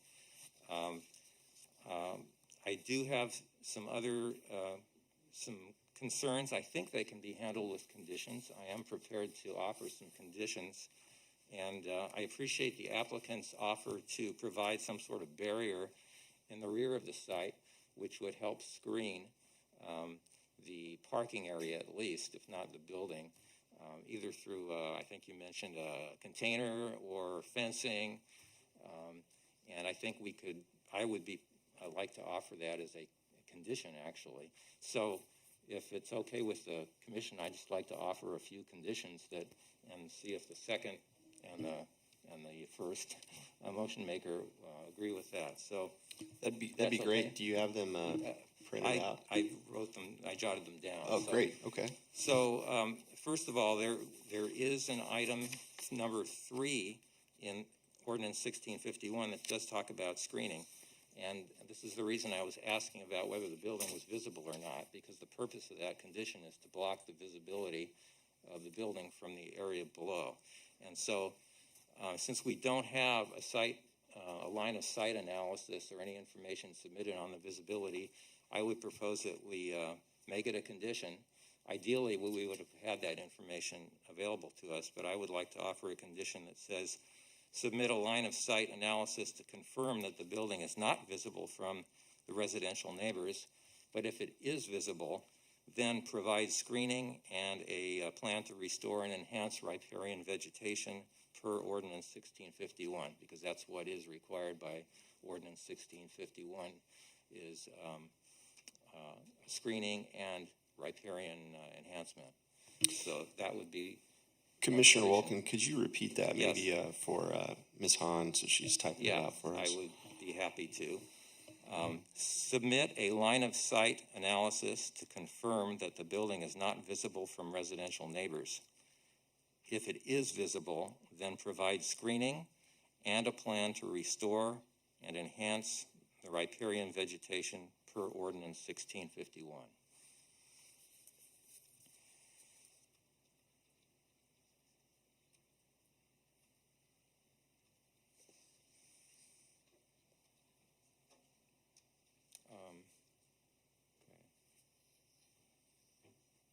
If it is visible, provide screening and a plan to restore and enhance riparian vegetation per Ordinance 1651. Mr. Chair, would this be an appropriate time to ask a question on this proposal, or should I wait? Maybe you just wait until... okay, I'll wait. Did you have a question about the condition? All right, so that would be one, and the other condition had to do with the loading area. Hasn't been nailed down, so I would just request a condition to identify the loading area, location, and hours of operation.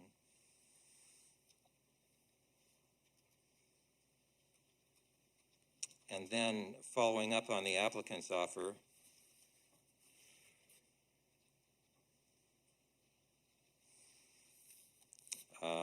condition to provide a barrier in the rear to block the visibility of the parking area to the satisfaction of the planning director. So that would provide some flexibility to provide a fence or wall or container or something like that to the satisfaction of the planning director. So maybe we can, Ms. Hahn, did you get the first one?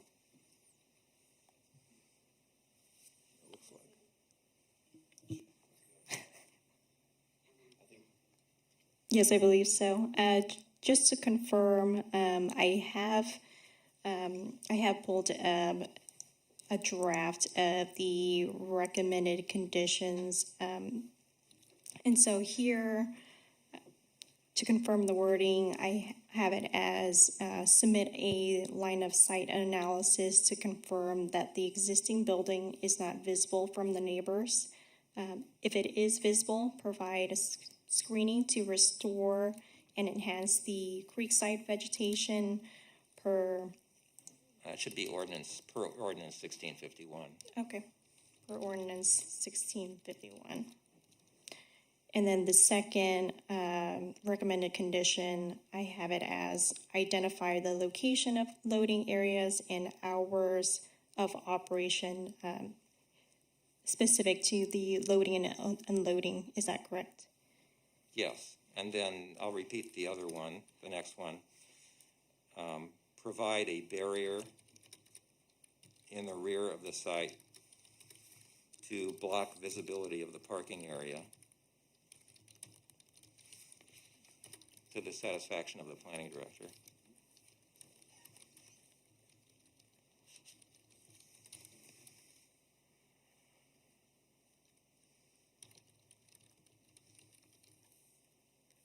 Okay, and then since I still have a problem with the item having to do with the orientation of that indoor recreation and live entertainment, I can offer a condition, and this is probably going to be the one that's problematic, and that is to relocate the location of the indoor recreation and live entertainment to comply with Ordinance 1651, or install dual glazed windows on the building elevation facing the creek.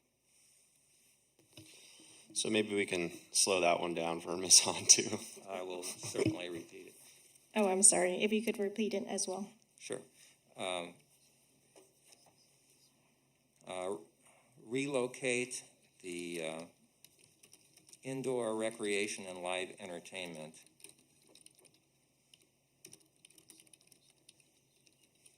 to comply with Ordinance 1651, or maybe that's not the best way to put it, but relocate the indoor recreation and live entertainment to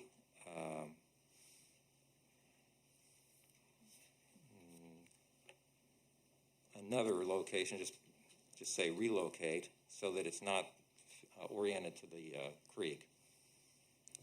Relocate indoor recreation and live entertainment so it's not oriented to the creek.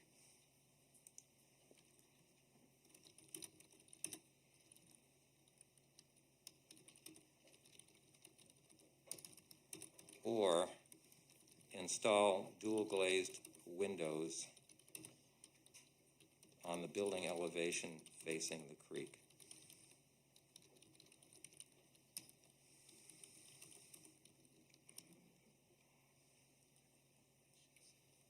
And you can eliminate the comply with Ordinance 1651 language.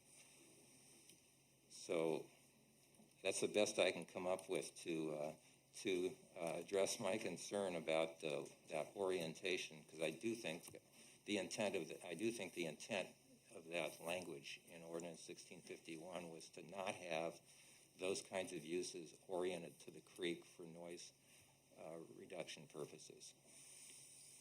So with those conditions, I think the project is consistent with Ordinance 1651. I think the project is a good location for for these uses, it's consistent with the general plan. The uses are consistent with the general plan, the zoning regulations, and I think would be a good addition to the neighborhood, which consists mostly of hotels.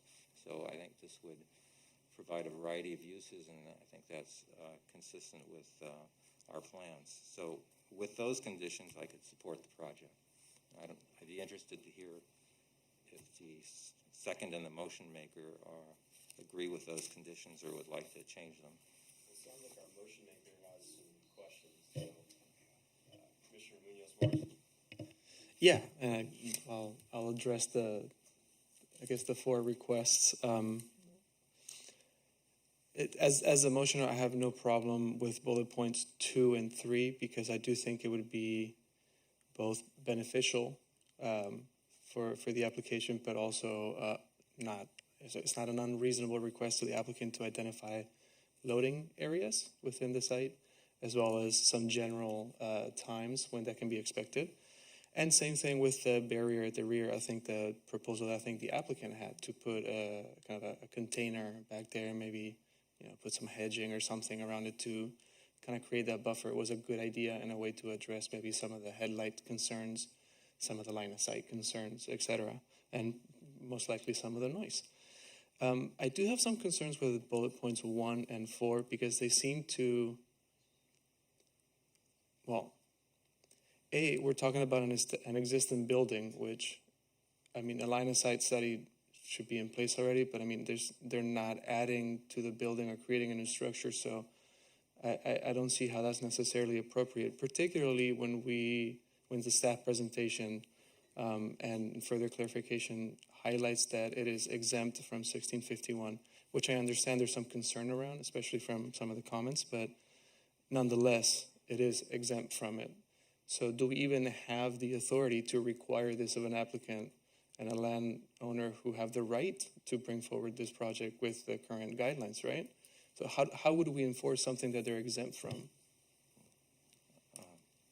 Commissioner Chair Quincy, if I may. Yeah, I think I'm having some difficulty with the speaker microphone, so go ahead, Commissioner Wolken. Yeah, thank you.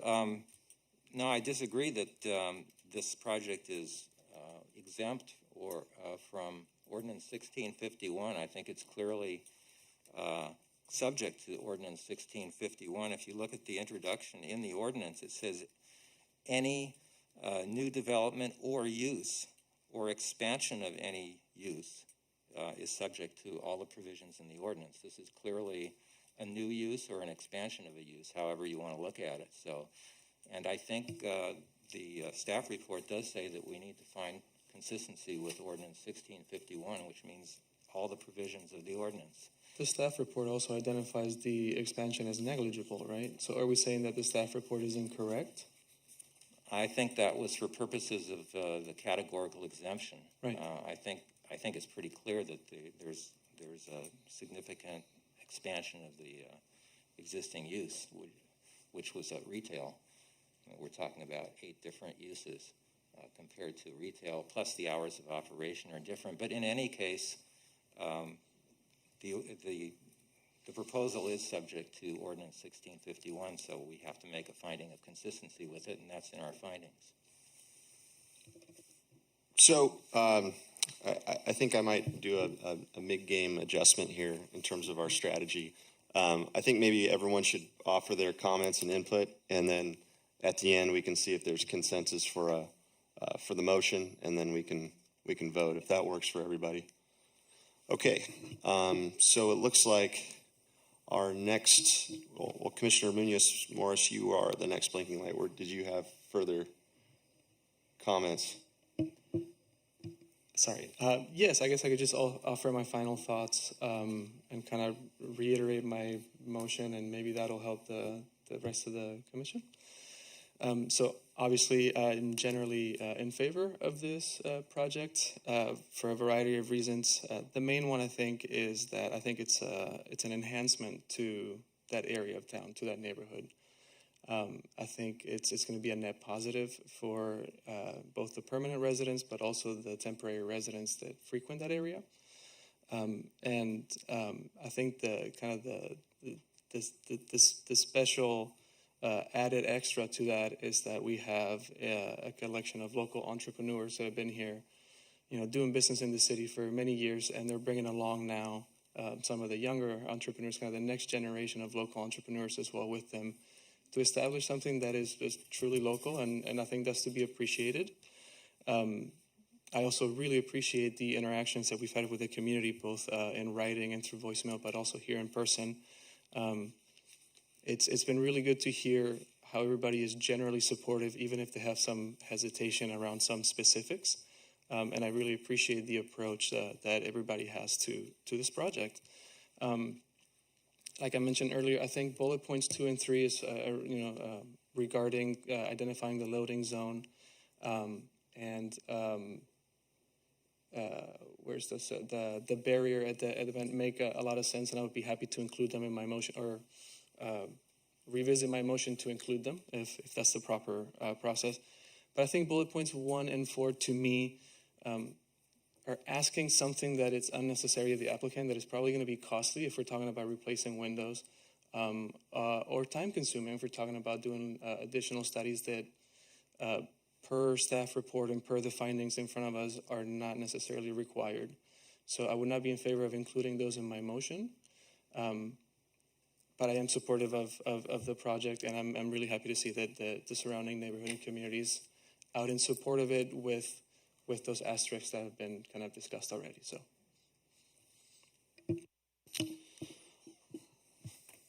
All right, I think Vice Chair Khan was next. Thank you very much. I too like the project. I visited the site today, walked from San Luis Drive up Andrews through that path everybody's talking about. The asphalt is in terrible shape from Andrews. I don't know that it's this project's responsibility to fix it, but it was definitely bad shape. Just as a personal thought, and this is not a recommended condition, I always thought when Daylight Gardens come in, the color they painted that fence is terrible. So if anybody has a can of spray paint wants to paint that ugly orange fence, that would be a very good idea. Inside the letter that we received today from the staff, I'm in agreement with the one on noise that says that this will be in compliance with the noise ordinance of the city of San Luis Obispo. 60 dBs of noise between 10 and 7 a.m. and 65 dBs of noise between 7 and 10. And I think to ensure the residents of San Luis Drive that it's quiet, that should be enforced and complied with. So with that, I'm in favor of the project. And I'm not going to weigh in on the 4 conditions. I think the 4 conditions are fine, but I don't feel strongly enough to weigh in on changing them. Commissioner Francis. Thank you. A lot of the concerns that I had were addressed in the presentation today, and I also really appreciated hearing from the public on your concerns, particularly around light and sound. Those are huge issues for me as well. I'm in favor of the project, but I am not necessarily in favor of the 4th condition there. It feels a little onerous if we were to add that on. Perhaps we can come up with another strategy of measuring decibel levels before requiring costly repairs to the building. Thank you. Commissioner Jorgensen. It seems like this is a good time. I still have some comments I'd like to make, but I think it would be smart to hear from staff in response to the proposed conditions that were added to the motion. Sure. If you will. Ms. Hahn, do you have any comments regarding the conditions proposed by Commissioner Wolkin?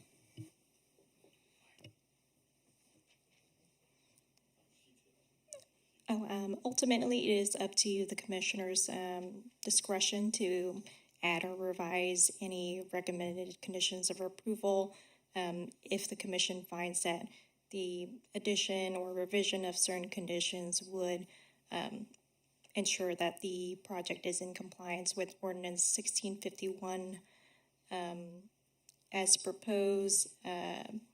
with these additional conditions here, I would like to perhaps recommend providing more definitive language regarding the screening as to what would be appropriate. That can include the type of material, height.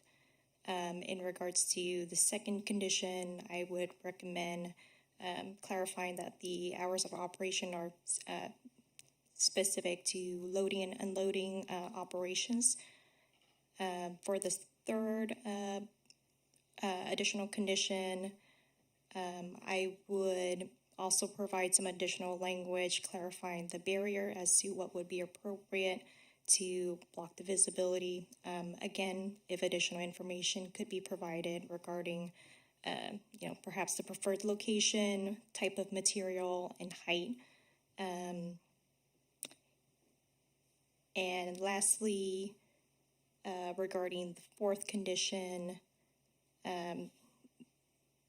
I don't see any issues with what's being proposed.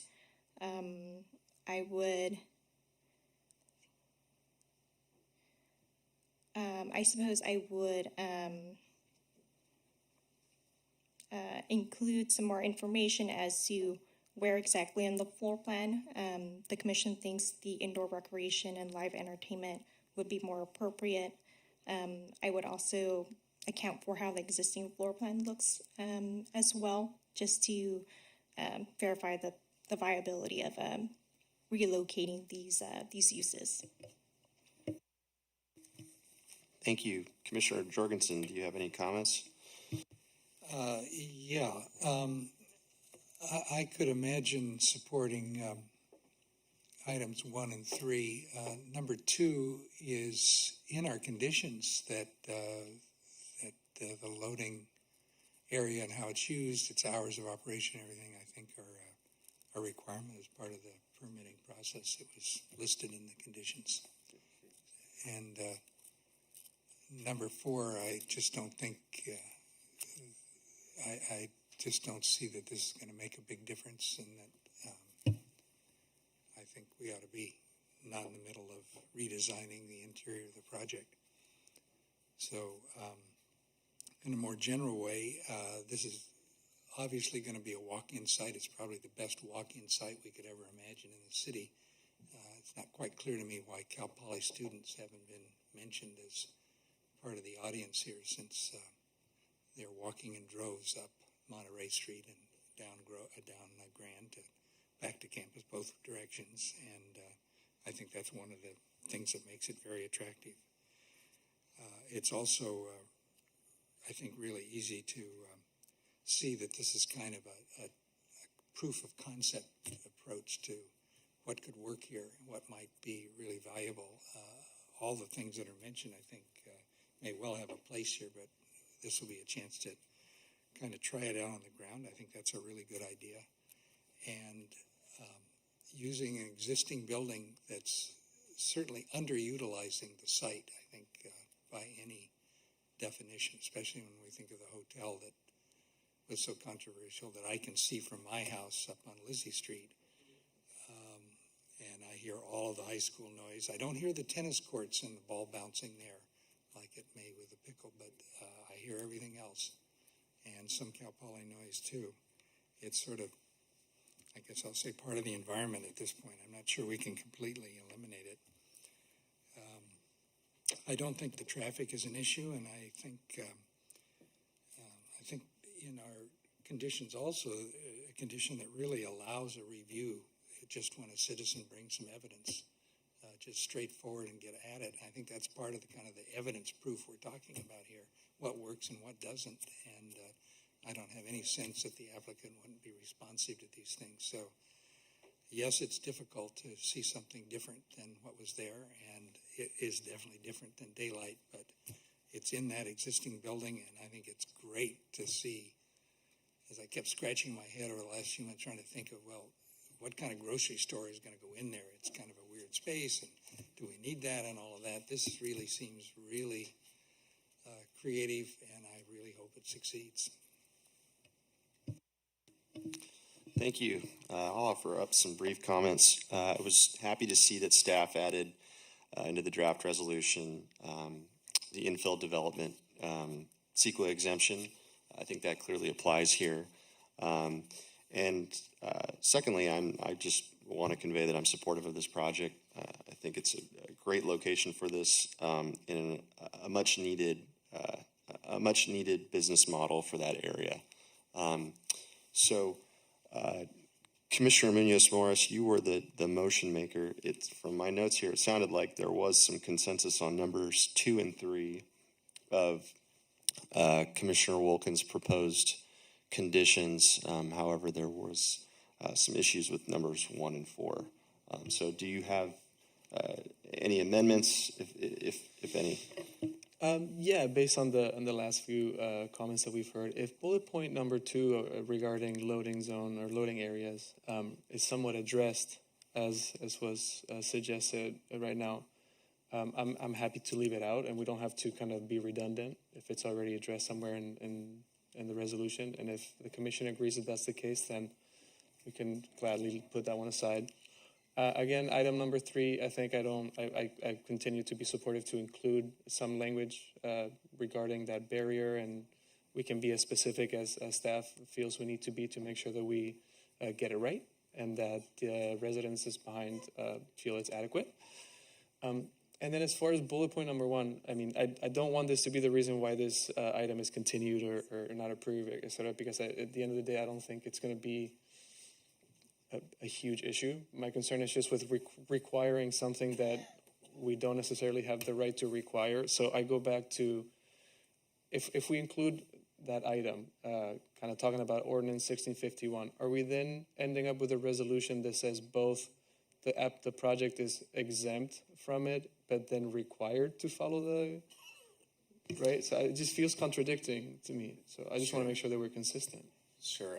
Let me jump in and just clarify that the commission has the purview to add the condition number, bullet point number 1, if they so choose. It's not in conflict with, the other components of 1651 or exemptions that are related to CEQA. Okay. Okay, so in that case, I'd be happy to include it if the commission feels that it'll be more advantageous kind of to the overall. And if we need to do kind of the line of sight study, which kind of feeds into that bullet point 3, even if we're going to do some barriers back there, it'll probably help with that as well. Can I make a point? Yeah, please do. So again, items 1 through 3 I'm in favor of, but it seems like item 2 is addressed. So items 1 and 3 I'm happy to include. I would still exclude item 4, please. One thing that may resolve this is just on keep item 1, the new 1 in place, and just remove the per ordinance 1651. That way it doesn't have the inconsistency. It's still set. They'll do a line of sight analysis, and so it solves your concern and leaves the condition in. So you're the motion maker, Commissioner Munoz-Morris. Do you have an amendment to your motion? Yes, so I will amend my previous motion to say motion to approve the updated resolution, including bullet points 1 and 3, as they're written right now. Are we okay with that, or if anybody? Okay, yeah, perfect. So to include bullet points 1 and 3. Yeah, that would be my motion, I guess. Did I get it right language-wise? I think so. Okay. Commissioner Jorgensen, do you support that? Oh, yes, I would support that. I have a question about the motion. I'm sorry, I missed it. Did you say items 1, 2, and 3, or just 1 and 3? 1 and 3, because we discussed that item 2 is kind of already baked into the resolution, so it's somewhat redundant, and they would have to kind of provide that information. So, and I was just kind of looking at nodding heads, and it seemed like the commission was somewhat in agreement with that. So, I'm happy to leave it if you think. I mean, if you want to leave it, and that's, just to really, Mr. Chairman, can I ask the staff if that item number 2 there is included in the conditions already? Because I didn't see it. That's why I proposed it. As proposed, the conditions do not require identification of the loading areas and the hours of operation. Those are a part of the applicant's proposal. And so if you would like to include the second bullet, staff can do so in the revised resolution. Thank you. Just to clarify, I think what it said was that those loading plans and hours of operation had to be submitted as part of, I remember reading it today.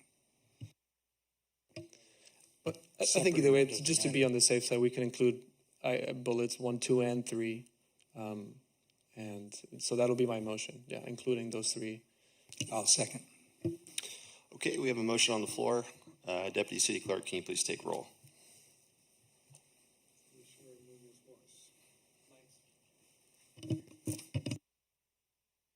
Commissioner Munoz-Morris. Yes. Commissioner Jorgensen. Yes. Commissioner Francis.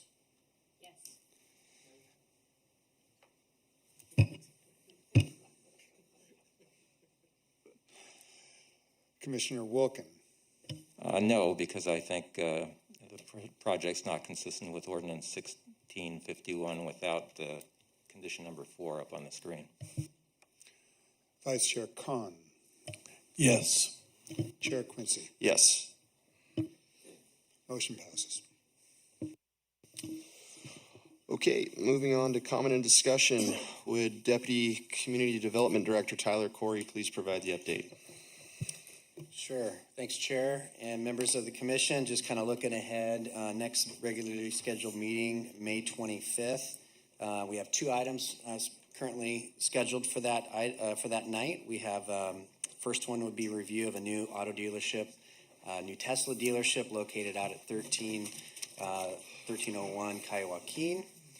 And then we also have an appeal of a director's decision that is approving a minor development review for 2 new homes and an accessory dwelling unit out at 2406 and 2414 Johnson. First meeting in June 8th, we have 2 pretty good size items on that one. First item is our inclusionary housing ordinance update. That actually just got posted today, this evening to our website as a preliminary draft, and then we'll be sending out some kind of news releases to the community tomorrow to alert where to go to look for that draft. So that'll be a kind of a key item for that night, and then we also have our clean energy ordinance update as well. So you have 2 ordinances to look at on June 8th, and then the second meeting in June also have a couple items. Currently we have the safety element that's scheduled. We have a large update of that document. So that will be before you, as well as safe parking at the railroad square, where it's been allowed under our current emergency ordinance with COVID. And once that does go away, we want to make sure we have a use permit in place to allow that to continue. So that gets us out through June. I'm happy to answer any questions about any other items. Had one comment. As it looks now, I may not be at the June 8th meeting, just for your information.